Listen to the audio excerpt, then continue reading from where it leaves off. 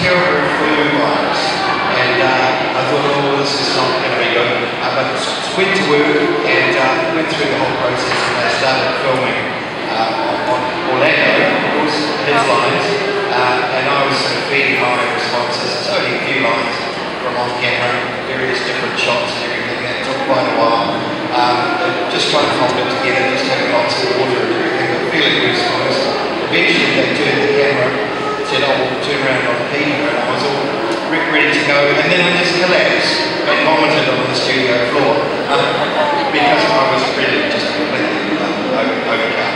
And I truly was sick, and went to the doctor and had a week off. And so they filmed my bits several weeks later, a different setup, directed by Andy Serkis, actually. I remember he was really very kind to me, and so the scene was completed, several weeks later, just because I vomited.